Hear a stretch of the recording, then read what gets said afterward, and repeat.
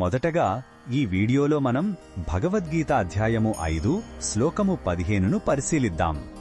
కర్మ సన్యాస యోగం అనే ఈ అధ్యాయంలో కర్మ మరియు జ్ఞానం గురించి అర్జునుడికి ఉన్న సందేహాలను శ్రీకృష్ణుడు నివృత్తి చేస్తున్నాడు. మొదటగా ఈ పవిత్ర శ్లోకాన్ని భక్తితో విందాం. నా దత్తే కస్యచిత్ పాపం నచైవ సుకృతం విభుః అజ్ఞానేనావృతం జ్ఞానం తేన ముహ్యంతి జంతవః. ఈ శ్లోకమర్థమేమిటంటే, సర్వవ్యాపి అయిన భగవంతుడు ఎవరి పాపాలను గాని పుణ్యాలను గాని స్వీకరించడు. ఆయన కేవలం ఒక నిష్పక్షపాత సాక్షి మాత్రమే. మన కర్మలకు మనమే పూర్తిగా బాధ్యులం.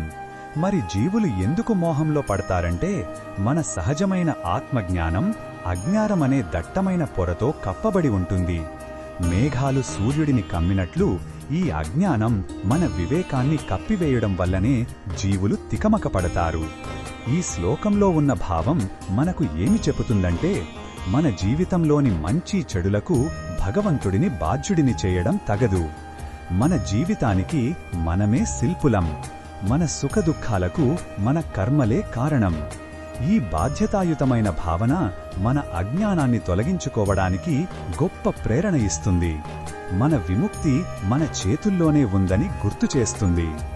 ఈ బోధనను మన దైనందిన జీవితంలో ఎలా ఉపయోగించుకోవచ్చు అంటే, ఏదైనా కష్టం వచ్చినప్పుడు దేవుడా నాకే ఎందుకిలా చేశావు అని ప్రశ్నించకుండా, ఈ పరిస్థితి నుండి నేను ఏమి నేర్చుకోవాలి అని ఆత్మపరిశీలన చేసుకోవాలి.